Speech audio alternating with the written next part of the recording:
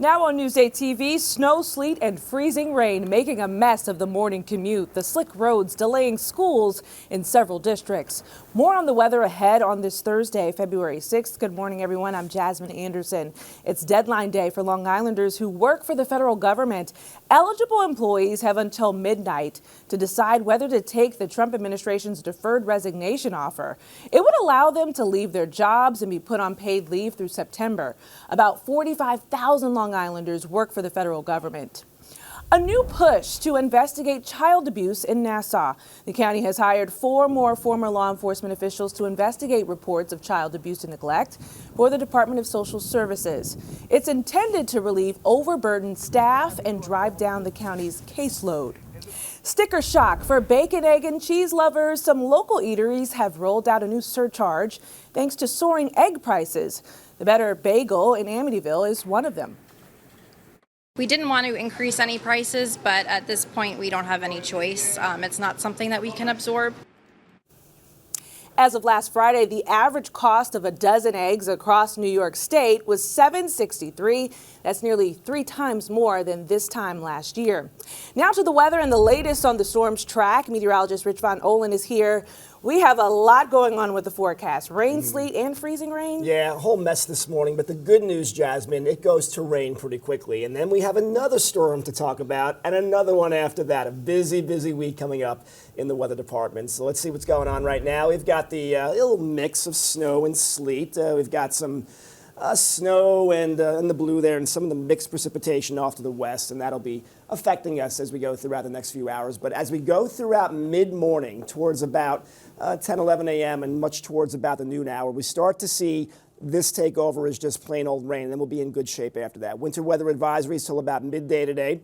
That gets out of here. The snow, maybe a coating to an inch or two, should move out pretty quickly. See the pink and see the green. See temperatures coming up here for midday and afternoon. A better time to travel would be midday and afternoon. So after about 2, 3 p.m., we will see the rain begin to taper off a little bit. Temperatures are in the 30s to near 40, a safer travel afternoon. But we have to talk more about what's headed our way later Saturday into Sunday. Not much in the way of snow accumulation, backed off a bit on the ice. So again, we're getting a break from this one, but we do have to worry about the next one coming in. Maybe an inch or two, maybe a coating to an inch. Everything should slush down pretty quickly. We go to Saturday night into Sunday. After a quiet day on Friday, it's the same thing, but this may be a little bit colder and then maybe a little more accumulation, maybe upwards of 2 or 3 inches, maybe 4 for Saturday night into Sunday morning. For Super Bowl parties, it should be out of here. We should be in good shape. And another shot of snow or wintry weather, perhaps Tuesday, Wednesday into Thursday, middle of next week. So the train continues and the trend continues with some active stuff. This is Saturday night into Sunday. Notice a chance of getting upwards of 2, 3, maybe 4 inches of snow before that changes to some rain into Sunday. So the trends get colder here. Temperature is supposed to be near 40, but we'll be in the 30s for next week. So we're getting more into a winter pattern. Good chance of precipitation into early Sunday. Better chance going into Tuesday and Wednesday. So just keep your guard up with some wintry weather here in the forecast over the next week. 40 today. Temperatures do warm up. The slush, the sleet becomes just some rain. 30s overnight, not a hard freeze, so that's good. Look at the active weather. Saturday night into Sunday morning, any snow goes to some mix, but by the afternoon we should be okay. Monday's good, and another chance right there of some wintry weather. We could be seeing more snow, more sleet by Tuesday, Wednesday, and to Thursday of next week, so get ready. Yeah, get ready for it, Rich. Thank you. Track the latest on the weather and school delays and closings on Newsday.com. Click Get More below the Newsday TV video box. Long Island weather is brought to you by PTRC.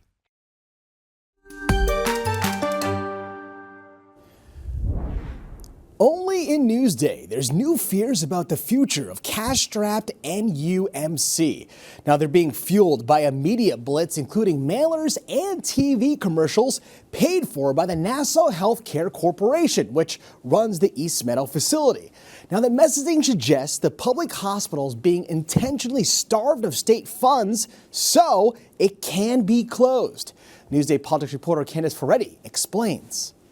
The mood is one of concern. The hospital treats some of the sickest and lowest income patients on Long Island. There is a lot of concern that there will be significant reductions in employees and that there will be closing programs that serve a very underserved population.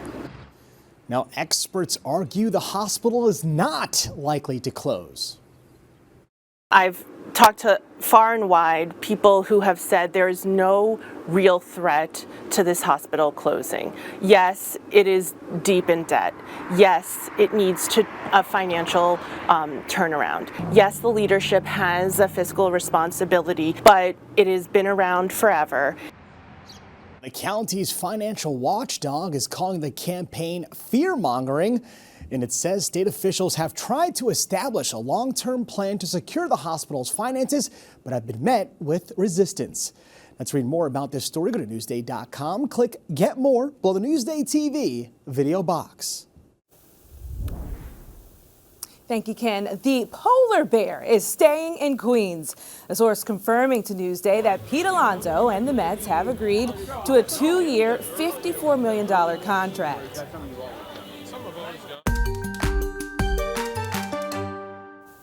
Only in Newsday, Patrick Mahomes has fond memories of spending a lot of time here on Long Island as a kid. This is the QB attempting to lead Kansas City to an unprecedented third Super Bowl win in a row, shagging fly balls with the Mets in 2000. He was just 5 years old. He told Newsday he spent time on the island when his dad played for the Long Island Ducks, saying, quote, "I remember a couple of things, but that was awesome." They always had a lot of fans in the stands. Some of that independent baseball he played at the end of his career was some of my favorite memories and moments, end quote. Mahomes Sr. played for the Ducks in 2006 after he was a reliever for the Mets in 1999 and 2000. Only a Newsday, Long Island Swifties are super excited about the Super Bowl this Sunday. Krista Kelman spoke with a few. Last year I watched all the games just because she was there. These 12 and 14-year-old Malvern sisters have been watching football like never before. Last year, every Sunday I would sit on the couch and watch every Chiefs game with them. Yeah, me too. I was really excited to just see Taylor. It's been coined the Taylor Swift effect. Since the pop star's relationship with Kansas City tight end Travis Kelce began last year, she's been bringing in new fans to the NFL. It's fun to watch and I understand everything now. I'm kind of looking for Patrick Mahomes and Travis Kelce to do a really good job. They were getting so into it and so excited, and I couldn't even get them to go to bed sometimes because they had to see the outcomes. A drastic change from before. I used to think that was really boring and I wouldn't want to sit through a 4-hour game, and now that Taylor's there and I get to see her all the time, I enjoy watching them. So you guys are big fans. Yeah. So that explains why you're into football now. Yeah. But do you think it's going to continue even if Taylor isn't in the spotlight or involved with the sport anymore? Yes. Probably. I think I'm just gonna continue to watch the games because now she's helped me understand the rules and know a lot of the players. Lifelong Swifties to lifelong football fans. In Malvern, I'm Carissa Kelman for Newsday TV. Krista, thank you. Read more about Taylor's impact on the big game on Newsday.com. Click Get More below the Newsday TV video box. The dream was to travel to what's become one of the world's great food scenes, Charleston, South Carolina, to visit some classic eateries and some new ones too, and to do it all while staying in one of those grand old waterside mansions, 20 South Battery, a gorgeous 5-story structure that dates to 1843, turned boutique hotel. That is, until Forbes magazine just named this the most haunted house in South Carolina. And the most haunted room is room number 8.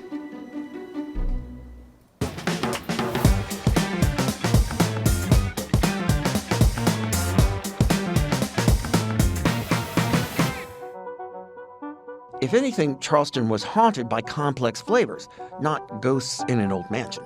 When I saw how enthusiastically Charleston's eateries welcomed the city's past into the present, I began to take a new view of haunting.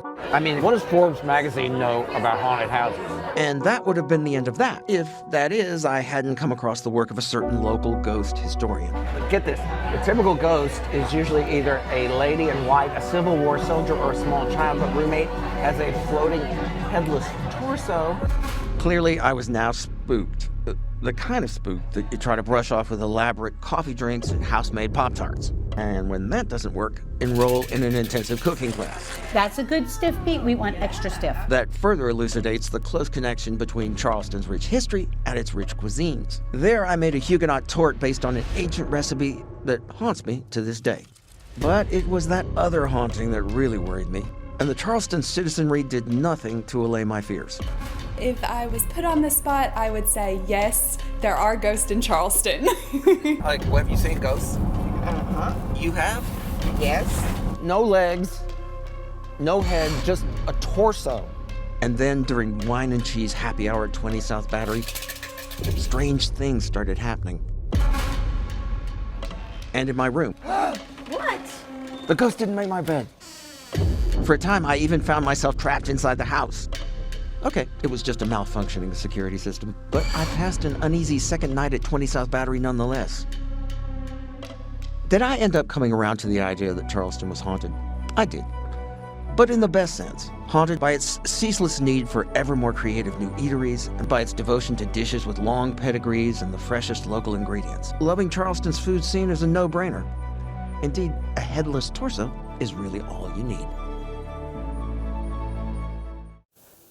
Read more about where to go in Charleston on Newsday.com. Click Get More below the Newsday TV video box.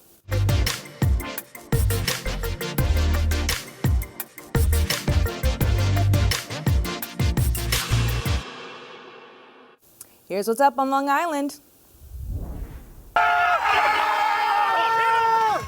The Long Beach Polar Bear Super Bowl Splash. Put on your bathing suit and take a plunge into the Atlantic Ocean for a good cause. Festivities begin at 10 a.m. Sunday in the city by the sea.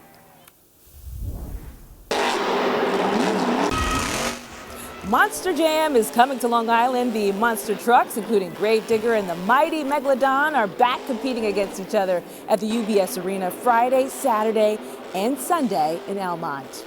Or check out the late night adult skate. Skate to music by DJ Arson, spinning R&B, hip hop, and skate shuffle from 10:30 at night to 1:30 in the morning, Saturday into Sunday at United Skates of America in Seaford. For admission info and more events, click Get More below the Newsday TV video box on our homepage.